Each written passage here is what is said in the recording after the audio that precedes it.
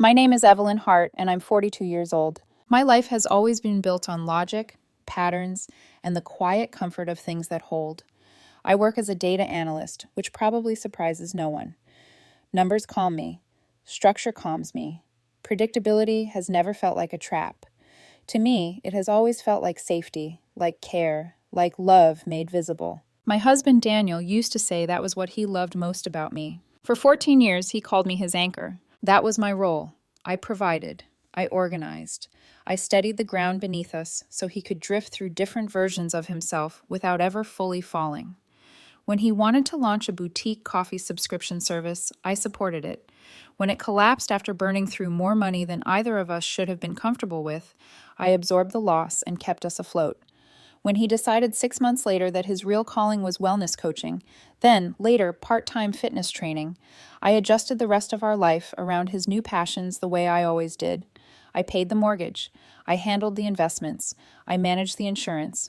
I tracked the bills, the taxes, and the long-term plans. I thought that was partnership. I thought love sometimes looked like one person holding the center while the other searched the horizon. Last Thursday, the man I had spent 14 years stabilizing sat me down in our living room and told me that same center was suffocating him. The room itself was almost offensively beautiful.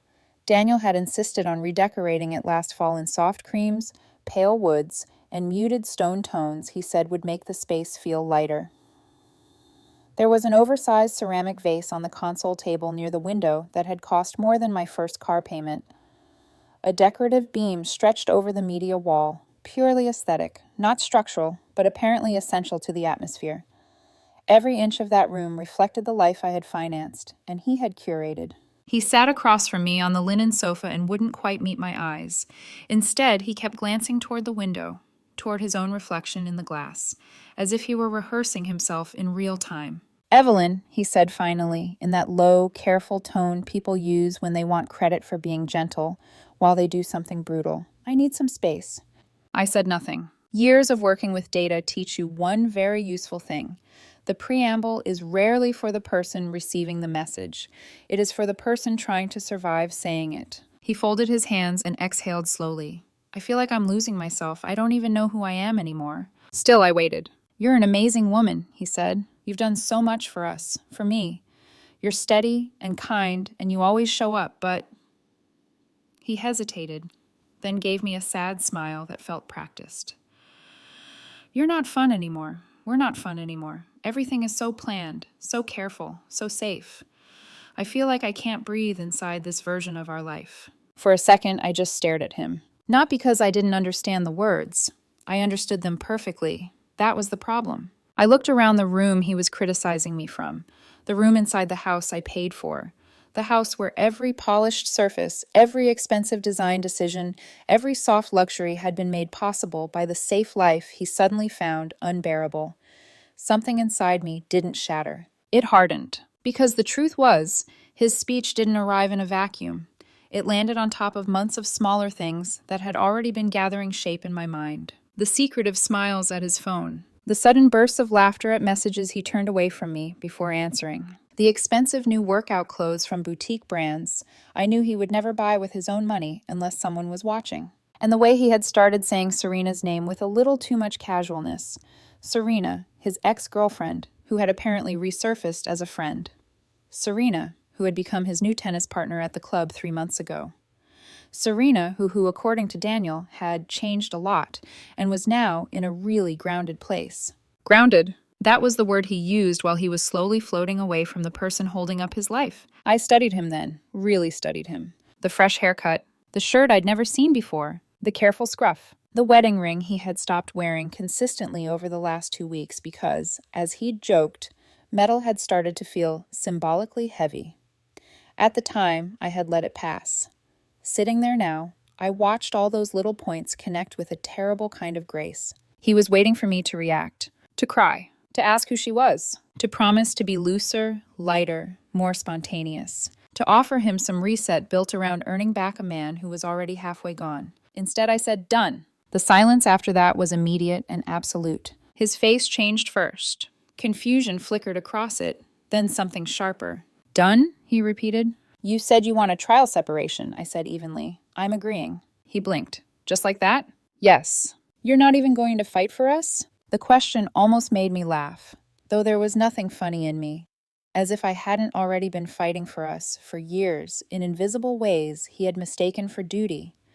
As if managing the life we lived, paying for it, carrying it, protecting it, and smoothing it had not already been one long, continuous act of fighting for us. You told me what you want, I said. I heard you. His expression tightened. He shifted forward, visibly unsettled by the fact that I was not playing the role he had prepared for. Evelyn, I think maybe you're reacting from pride right now. I'm trying to be honest. I thought we could have a mature conversation.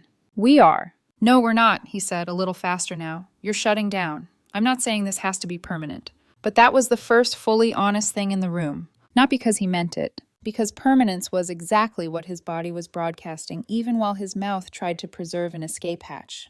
He wanted the language of a temporary pause with the freedom of a clean exit. He wanted moral innocence and practical access. He wanted to leave without losing anything. I looked at him and saw, suddenly, not the man I had loved, but the shape of what he had become inside our marriage. Dependent, restless, entitled, and deeply convinced that my steadiness would still be waiting in the exact same form whenever his experiment with freedom stopped feeling glamorous. I understand, I said. You should pack whatever you need. He stared at me for another long second. Then his jaw set with a flash of irritation. Not grief, not regret. Irritation. Fine, he muttered, standing up. Maybe some time apart will help you understand what I'm trying to say. I didn't answer. He went upstairs. I heard drawers opening, closet doors sliding, the muted thud of luggage being dropped on the bed in the guest room before being dragged back into ours. I stayed exactly where I was. For a while, I let myself feel everything all at once. The first thing was anger. Hot, humiliating anger. The kind that makes your fingertips go cold while your chest burns. I wanted to stand up and sweep that absurd ceramic vase right off the console table and watch it explode across the floor. I wanted to rip that fake decorative beam down with my bare hands. I wanted to go upstairs and ask him how long Serena had been back in his life in ways he had not bothered to confess. But under the anger was grief. A heavier thing, a quieter thing. I thought about the man I met at 28, the one who could make me laugh in a grocery checkout line. The one who used to sit cross-legged on the floor of our first apartment, eating cheap noodles out of mismatched bowls and telling me we were building something real.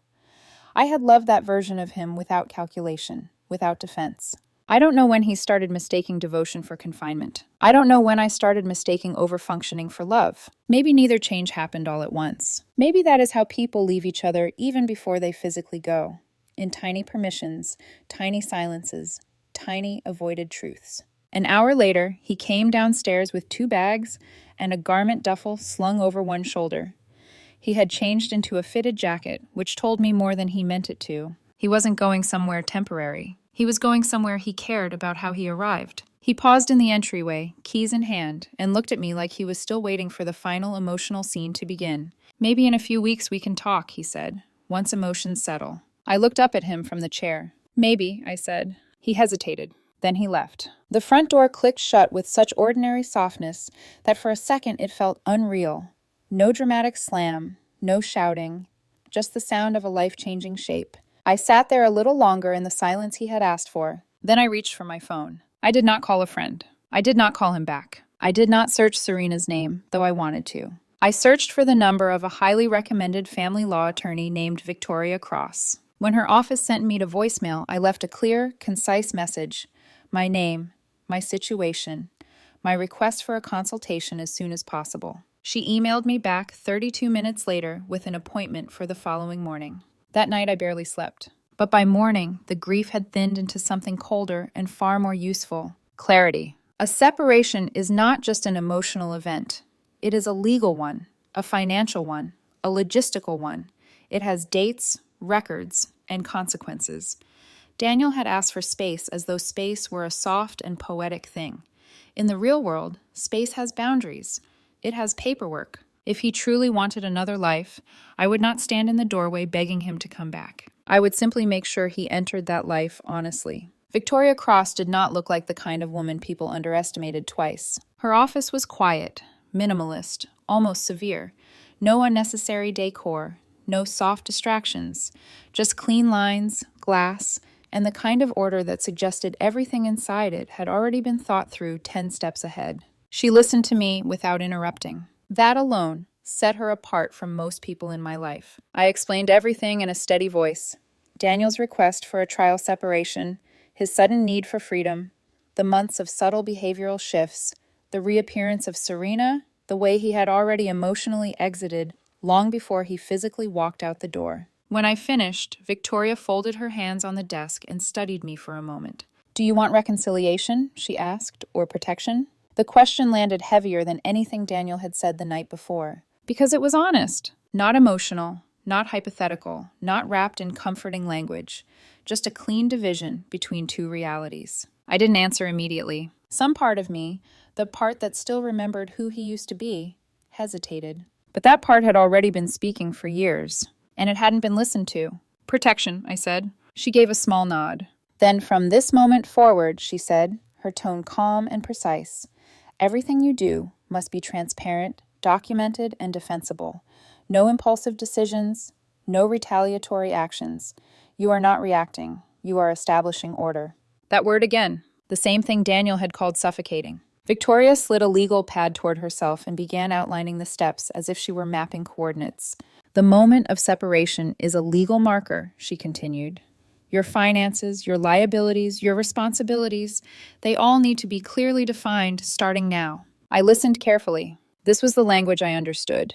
Not feelings, not vague promises, but systems. First, you separate your income. You open a new individual account and rewrote your salary. You do not drain existing shared accounts. That can be interpreted badly. You leave a reasonable buffer for transitional use. Second, you disentangle credit. If he has access to any accounts under your name, you remove that access immediately. You assume responsibility for outstanding balances tied to your credit, but you prevent further accumulation. Third, you update your employment records. A change in marital status often affects benefits, including health insurance. Timing matters. She paused, watching to make sure I was following. I was. Every step, every implication. "Documentation is critical," she added. "Dates, times, amounts, communications. If this escalates, and it likely will, you need to be able to show that every action you took was reasonable and legally sound." There it was again. The quiet acknowledgement that this was not going to remain a calm, mutual trial separation. This was going to become something else. "Do not argue with him emotionally," Victoria continued. "Do not explain beyond what is necessary. You are not here to convince him. You are here to protect yourself." I let that settle, because it meant something deeper than legal advice. It meant I had to stop trying to be understood. I had to start acting in reality. By the time I left her office, I didn't feel better. But I felt aligned. There is a difference. The rest of that Friday became execution. Not chaos, not panic. Execution. I opened a new checking account under my name alone. Clean, secure, isolated. Then I logged into my employer's system and redirected my direct deposit. Every future paycheck would land there, untouched by anything connected to Daniel. I didn't empty the joint account. Victoria had been clear about that. Instead, I left a buffer, $4,000. Enough to cover short-term expenses, enough to prove good faith, enough to ensure no one could argue that I had cut him off without warning. Then I transferred the remainder of my personal savings. I recorded the exact time, the exact amount. I even noted the reason: post-separation financial restructuring. Next came the credit card. I was the primary account holder. Daniel was an authorized user. One phone call. That was all it took. "I need to remove an authorized user from my account," I told the representative. They asked for verification. I provided it. They processed the request. "His card will no longer be active," the woman said. "You will remain responsible for the existing balance." I understand. Nearly $8,000. I absorbed it without hesitation. Better to own the liability cleanly than leave it as a loose thread someone else could pull. Then I logged into my company's HR portal. This was the step that sat heavier than the others. Not because it was complicated, because it was irreversible in a way the others were not. I updated my marital status. Separated. The system processed the change immediately. A notification appeared on the screen confirming what that meant in practical terms.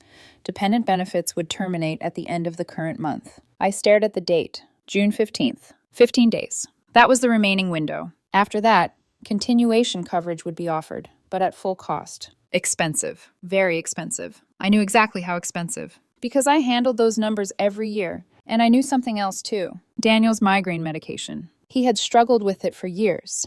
Chronic, severe, debilitating when untreated.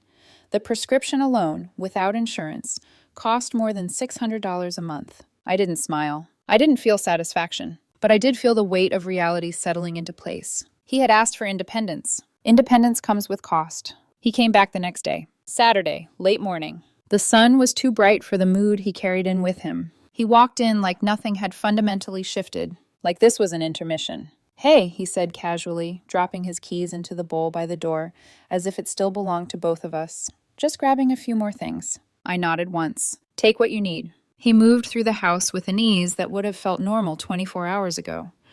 Opening drawers, pulling shirts from hangers, checking his phone between movements.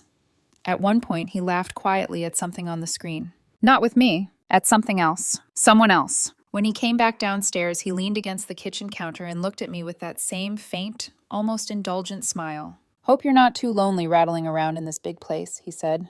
Lonely. Such an interesting choice of word. As if solitude were worse than being slowly replaced in your own life. "I'm managing," I replied. He picked up his bag.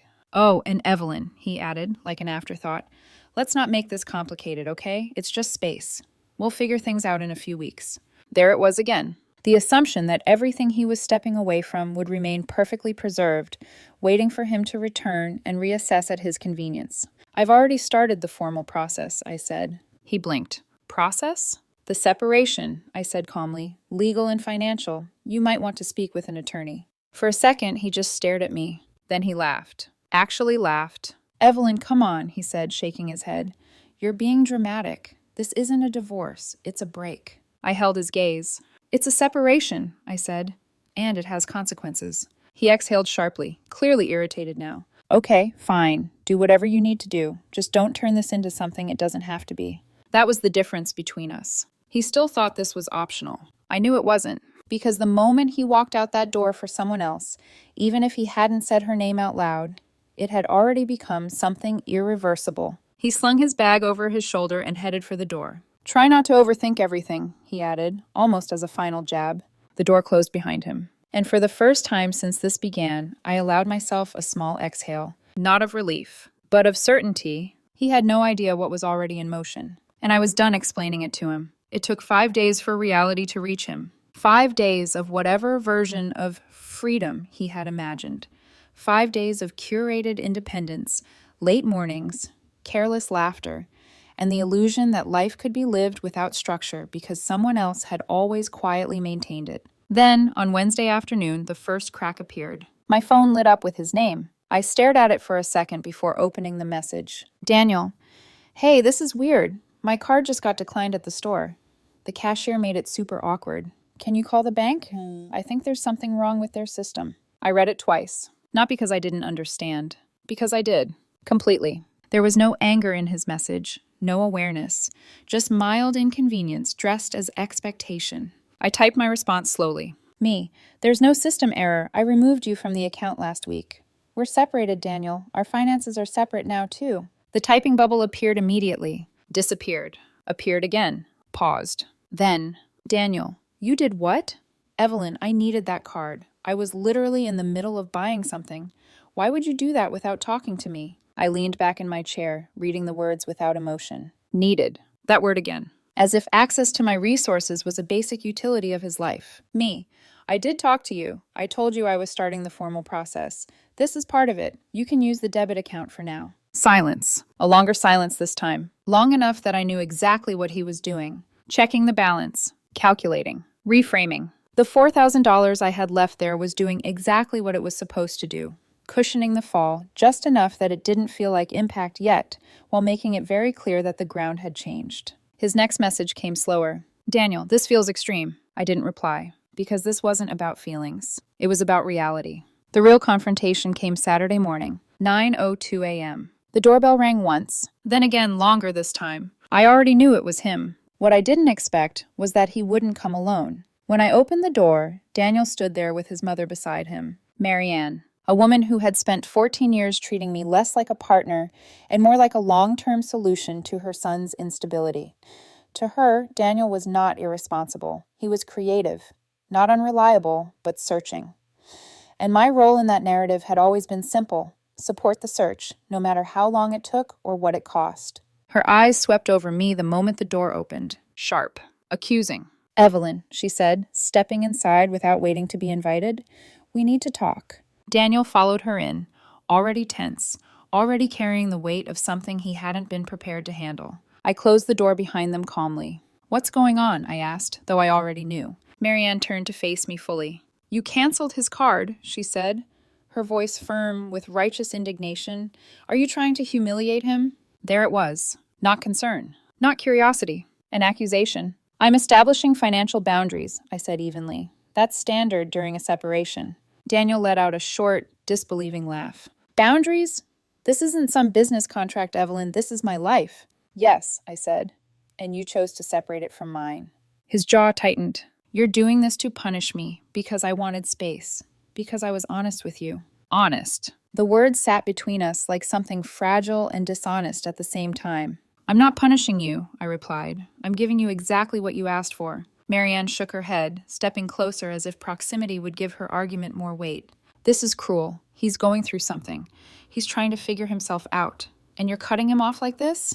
After everything he's been dealing with?" I almost asked her what exactly that was. The burden of being supported? The exhaustion of never having to carry anything alone? But I didn't. Because this conversation wasn't about truth. It was about roles, and I had just stepped out of the one they were used to. "The life he finds so restrictive," I said calmly, looking directly at Daniel now, "is the same life that paid for everything he's been using without thinking." The room went quiet.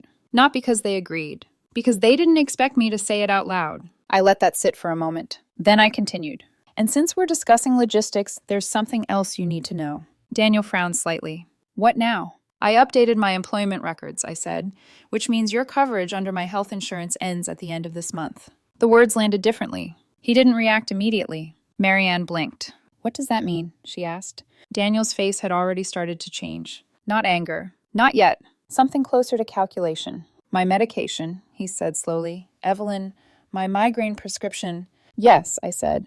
"Without insurance, it's expensive." "How expensive?" Marianne demanded. I met her eyes. "Over $600 a month for the prescription alone, and continuation coverage will likely be close to $900.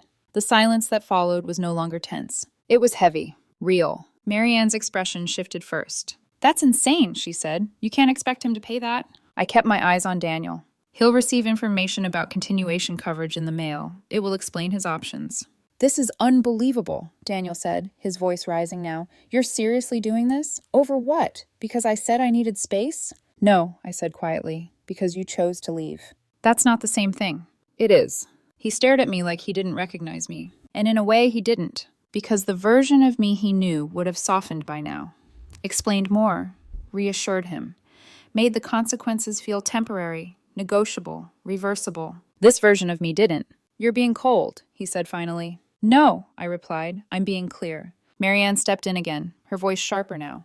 "This isn't who you are, Evelyn. You're not this kind of person." I almost smiled, because she was right. I wasn't this person before. Before, I was the one who absorbed everything quietly, who kept things running no matter how unbalanced they became, who mistook endurance for love. "I've already retained legal counsel," I said instead. That landed harder than anything else. Daniel's expression froze. "You what?" "I have an attorney. Her name is Victoria Cross. I'd recommend you find one as well." For the first time since he walked in, something like real uncertainty crossed his face. Not annoyance. Not frustration. Uncertainty. "You're serious," he said. "Yes." The room felt smaller suddenly, like the walls had shifted inward around the version of reality he had been trying to maintain. Marianne reached for his arm. "Come on," she said, her voice lower now. "We're leaving." He didn't argue, didn't push, didn't try to regain control of the conversation. He just looked at me one last time, trying to reconcile something, trying to understand how the woman who had quietly held his life together had become someone who could let it fall without stepping in to catch it. Then he turned and walked out. The door closed behind them with more force this time. Not a slam, but not soft either. I stood there for a long moment after they left, listening to the silence settle again. It felt different now. Not empty. Defined. The first impact had landed, and for the first time I knew he felt it. The letter arrived 2 weeks later. It was thick, official, and exactly what Victoria had warned me about. I sat at my kitchen table, sunlight cutting across the surface in long, clean lines, and opened it without hesitation. Daniel's lawyer had chosen a very specific tone: aggressive, emotional, strategically distorted. According to the document, I was a controlling and punitive spouse who had reacted to a temporary emotional request with disproportionate financial aggression. I had, apparently, acted out of bitterness, insecurity, and a desire to force Daniel back into compliance. They claimed he was emotionally vulnerable, that I had exploited that vulnerability by cutting off access to shared resources, and that my actions had created undue hardship. There it was. The narrative. Not truth. Narrative. I read it once, then again more slowly, noting the phrasing, the omissions, the way facts had been rearranged just enough to sound convincing to someone who didn't know better. Then I forwarded it to Victoria. She called me less than an hour later. "Classic," she said. Her voice carried no frustration, no urgency, just quiet recognition. "They're trying to shock you into reacting, make you feel like you've overstepped so you rush to correct it. You haven't." I leaned back in my chair. "They're asking me to reinstate financial support immediately." "Yes," she replied calmly, "and we won't." Simple. Decisive. "What happens next?" I asked. "We respond with facts," she said. "No emotion, no escalation, just documentation." That was the part I was ready for. Because unlike Daniel, I had not been improvising. Every step I had taken had been recorded, dated, justified, and defensible. "We'll establish the timeline," Victoria continued. "His voluntary departure, your immediate legal consultation, the structured financial separation, the maintained buffer, the assumption of shared debt, everything." "And Serena?" I asked quietly. There was a brief pause on the other end of the line. "That depends. Do you want to prove what you already suspect?" I didn't hesitate. "Yes." "Then we don't rely on suspicion," she said. "We rely on evidence." 3 days later, I hired a private investigator. It was not a dramatic decision. It was a logical one. If this was going to escalate, and it already had, then clarity mattered more than comfort. The investigator worked quickly, quietly, efficiently. It took him 72 hours. When the report arrived, I didn't open it immediately. I sat with it on the table in front of me for a full 10 minutes. Not because I was afraid of what I would find, but because I already knew. The truth, when it has been building slowly for months, rarely surprises you when it finally takes form.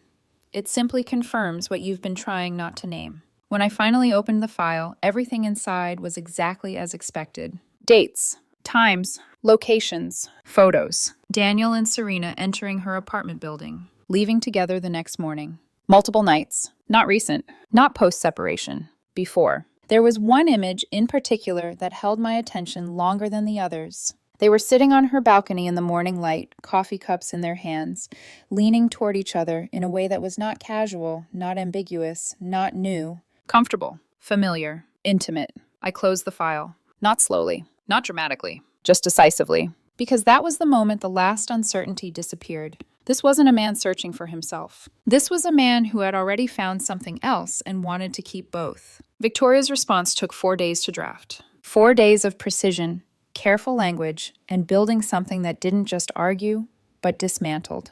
When she sent it to me for review, I read it with the same calm I had read everything else. It was quiet. That was the most devastating thing about it. No accusations. No emotional language. Just a structured sequence of facts. Daniel had voluntarily left the marital residence. I had sought legal counsel immediately. All financial adjustments had been made post-separation. A reasonable monetary buffer had been left accessible. Outstanding shared debt had been assumed solely by me. Every claim in his lawyer's letter was addressed. Not aggressively, but completely. And then came the shift. The part that turned defense into offense. We attached the investigator's report. Every image, every timestamp, every documented instance of his relationship with Serena. We formally stated that Daniel had entered into an ongoing romantic relationship prior to the separation, that this relationship constituted a breach of trust, and more importantly, that shared marital resources had likely been used to support it. Victoria didn't stop there. She added a motion, a precise, targeted one. We filed for discovery on the basis of dissipation of marital assets.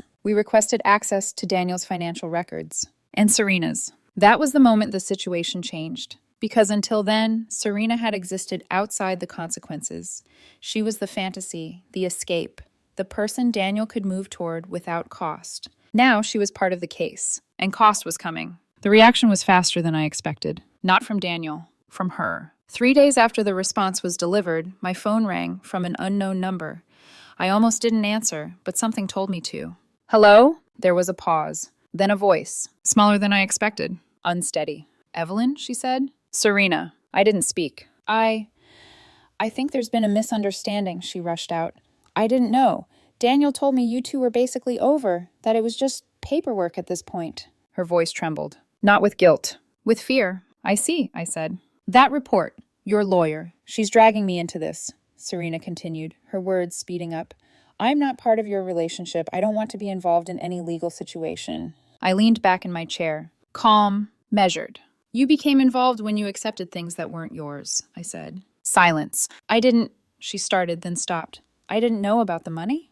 Then you won't have any issue clarifying that under oath, I replied. Another pause. Longer this time. Heavier. You don't understand, she said finally, her voice dropping. This could ruin me. I almost asked her what she thought she had been building, but I didn't. Because this wasn't about educating her. It was about reality. My finances were used to support your relationship, I said evenly. That makes you relevant. She inhaled sharply. I didn't ask for any of this, she whispered. No, I said, but you participated in it. The line went quiet. Then, this is insane, she said, but the conviction wasn't there anymore. I just wanted... She stopped herself. Whatever she had wanted no longer mattered, because what she had stepped into was no longer a private arrangement. It was a documented sequence of decisions with consequences. You should speak with a lawyer, I said. Then I hung up. That night, Daniel called. I didn't answer. He called again. And again. Then came the messages. First defensive, then angry, then something closer to panic. You had someone follow me? Are you serious right now? This is insane, Evelyn. You've gone too far. I read them all. I didn't respond, because there was nothing left to explain. The truth was no longer something I carried quietly. It was something that had been placed into a system that would process it slowly, relentlessly, and without emotion. For the first time since this began, I could feel the shift completely. Not just in him, not just in her, but in the structure of everything around us. The illusion had broken, and what was left was consequence. The calls started the next morning, not just from Daniel, from his mother, from unknown numbers, from blocked IDs. At first, they came in bursts. 3, 4, 5 calls within minutes of each other. Like urgency alone could force me to respond. When I didn't pick up, the voicemails began. I listened to the first one. That was enough to understand the pattern. Marianne's voice came through sharp and shaking, a mixture of outrage and something that sounded almost like disbelief. Evelyn, this has gone far enough, she said. You've made your point. Now you need to stop this before it gets out of control. Stop! As if I had started something impulsively. As if this hadn't been a direct response to a decision her son made with full intention. The next message was Daniel. His voice was tighter than I had ever heard it. What are you doing? He demanded. You've dragged Serena into this. You've hired someone to follow me. Do you even hear yourself right now? There was a pause, then quieter. This isn't who you are. I almost deleted the message without finishing it, but I let it play, because I wanted to hear exactly how far his understanding had shifted, or hadn't. You're trying to destroy my life over a misunderstanding, he continued. We were already separating. You said it yourself. This is just vindictive. Vindictive. I replayed that word once in my mind. Then I set the phone down. Because the truth was, none of this was about emotion anymore, and he was still trying to drag it back there. Victoria called me later that afternoon.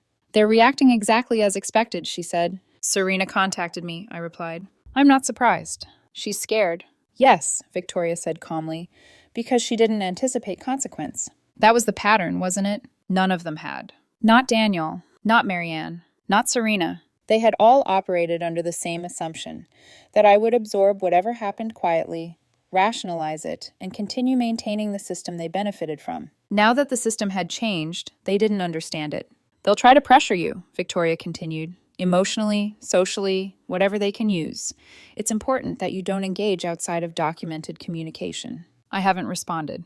Good. Let them exhaust themselves. We move forward with facts. A week later, the pressure shifted, from noise to fracture. Serena was the first to break. Victoria received the call from her lawyer. Not a demand. An offer. He wants to cooperate, Victoria told me that evening. Daniel? I asked. No, she said. Serena. I didn't speak for a moment, because that made sense. People like Serena, people who enter situations believing they are stepping into something exciting, elevated, and somehow just beyond consequence, rarely stay when reality turns heavy.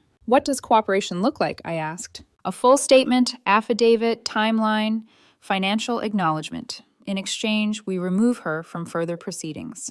There it was. Self-preservation. Clear. Immediate. Predictable. And Daniel? He's losing control of the narrative, she replied, which means he's losing leverage. For years, Daniel had leverage without realizing it. My patience. My stability. My willingness to carry more than my share. Now that balance had shifted. The affidavit arrived 3 days later. I read it alone at the same kitchen table where I had opened his lawyer's letter. The tone was different. Not aggressive. Not defensive. Just careful. Serena detailed everything. When they reconnected. How often they met. When the relationship shifted from friendly to something else. And most importantly, when it started. Months before he asked for space. Months before he told me he was losing himself. Months before he sat in that carefully curated living room and framed his betrayal as a personal awakening. There were financial details too.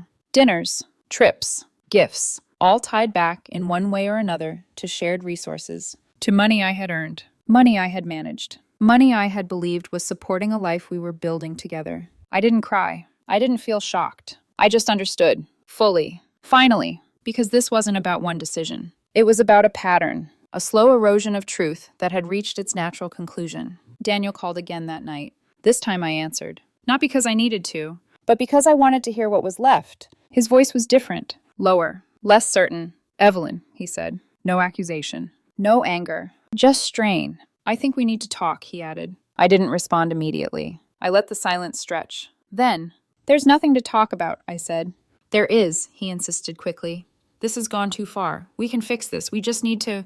Fix what? I asked. He stopped, and in that pause I could hear it. The absence. He didn't have a clear answer. Because what he was asking for wasn't resolution. It was reversal. He wanted to go back to a version of reality where his choices hadn't fully materialized, where consequences were still negotiable, where I was still willing to bend. You're blowing this out of proportion, he tried again, but the confidence was gone now. It didn't have to be like this. You're right, I said quietly. There was a flicker of relief in his voice. Exactly, so if we just... It didn't, I continued, until you made it this. Silence. Heavy. Final. I didn't think you'd do all this, he admitted. And there it was. The truth. Not about what he did, but about what he expected. You didn't think I would stop you, I said. He didn't answer. Because he couldn't. You thought you could step outside of this marriage and still rely on it when you needed to. That's not fair, he said weakly. It's accurate, I replied. Another silence. Then... What happens now? He asked. Not demanding. Not arguing. Just asking. I looked out the window as I answered. Now everything continues exactly as it is. I hung up before he could respond. After that, the calls slowed. The messages stopped. Not completely, but enough. Because the situation had shifted beyond emotion, persuasion, and negotiation. It was no longer about who felt what, or who wanted what. It was about what could be proven, documented, and decided without either of us standing in the same room. For the first time since this began, the noise faded. And in its place was something else. Not relief. Not yet. But something quieter. Stronger. The sense that the outcome was no longer uncertain. It was just unfolding. It didn't end in a courtroom. No dramatic cross-examinations. No final speeches. No moment where someone stood up and declared victory. It ended quietly, which, in a way, made it more definitive. 8 months after Daniel walked out of that house, the process concluded in a conference room with neutral walls, a long table, and 2 attorneys who had already done all the real work long before we sat down. By then, there was nothing left to argue, because the legal process had done what it was designed to do.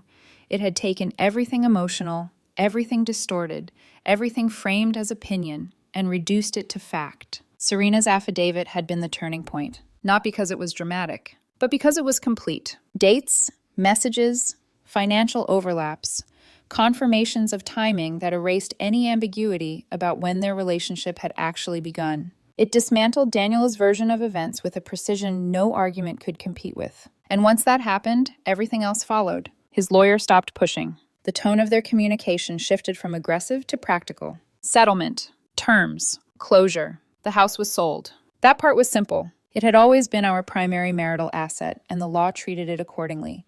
The equity was split evenly. Clean, efficient, final.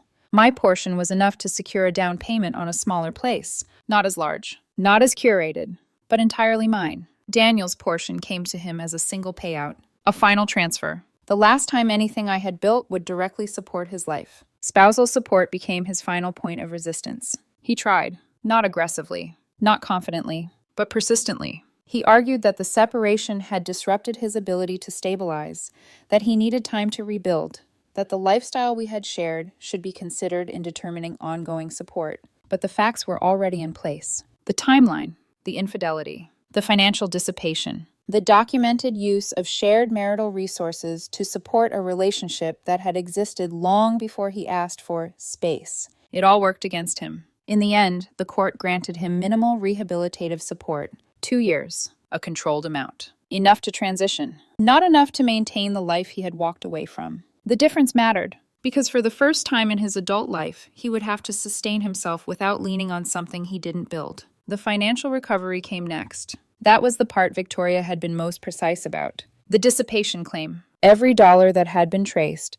every dinner, every trip, every expense connected to Serena was calculated and deducted from his share of the house equity. $15,000. That was the number. $15,000 that had quietly left our shared life and been redirected into something he thought existed outside consequence. It didn't, and in the end, he paid it back. Not symbolically, not emotionally, literally. The system corrected itself. After that, there was nothing left to divide. No more arguments, no more letters, no more calls, just paperwork, signatures, completion. I heard things afterward, not directly, but through the kind of distant channels that carry information without invitation. Daniel rented an apartment, small, functional, temporary in a way that felt less like choice and more like necessity. He found full-time work, not in something he was passionate about, not in something he described as meaningful. Just work, the kind that pays bills, the kind that requires consistency. Serena didn't stay. Of course she didn't. According to what I heard, she left the moment the legal pressure intensified, the moment the relationship required something more than secrecy and excitement, which made sense, because what they had built together had never been designed to survive reality. Marianne, meanwhile, had her son back, in a way, but not in the version she had always defended. Not the one who could drift freely while someone else absorbed the impact. Now she had a son who needed support, financial, emotional, practical. The dynamic had shifted, and there was no one left to carry it for them. As for me, the first few months after everything finalized were quieter than I expected. Not peaceful, not immediately, just quiet. There's a difference between ending something and processing it. For a long time, my life had been structured around maintaining a system that no longer existed. When that system disappeared, it left behind space. And space, at first, can feel like absence. I started therapy, not because I was falling apart, but because I wanted to understand how I had stayed in something that had been slowly unraveling long before it broke. We didn't talk much about Daniel. Not directly. We talked about patterns, about tolerance, about the difference between supporting someone and carrying them, about the way consistency can sometimes hide imbalance. It wasn't easy, but it was necessary. My new place is smaller. A condo. Simple. Functional. Quiet in a way the house never was. There are no decorative beams, no oversized statements, no curated illusions. Just space that reflects exactly what it is. Mine. I kept very little from the old house. Some books. My chair. A few pieces that felt like they belonged to me, and not the life I had been maintaining. Everything else stayed behind, or was sold, or was simply let go. There's a coffee machine on my kitchen counter now. Overly complex. German. The kind of thing Daniel would have laughed at and called unnecessary. It makes a perfect cup every morning. Precise. Consistent. Reliable. I like that. I've started hiking on weekends. Nothing extreme. Just long walks through quiet trails where the only sound is wind moving through trees, and my own footsteps settling into a rhythm that doesn't depend on anyone else. The first time I reached the top of a ridge and looked out over the valley below, I didn't feel excitement. I didn't feel adrenaline. I felt something else. Something deeper. Something steadier. Peace. It surprised me, because for a long time I thought peace was just the absence of conflict. But it isn't. It's the presence of alignment, of knowing that the life you're living matches the truth you're standing in. Daniel once told me I wasn't fun anymore, that I had become too structured, too predictable, too safe. He thought freedom meant breaking away from that, from me, from everything I represented. But standing there, alone, looking out over that valley, I understood something he never did. Freedom isn't chaos. It isn't escape. It isn't chasing something new because you've grown bored of what's stable. Freedom is not having to hold together something that only works because you refuse to let it fall apart. Freedom is not carrying someone who calls your strength a cage. The rock doesn't need to become lighter. It doesn't need to become more exciting. It just needs to stop being something someone else stands on while they look for somewhere better. Now, it stands on its own.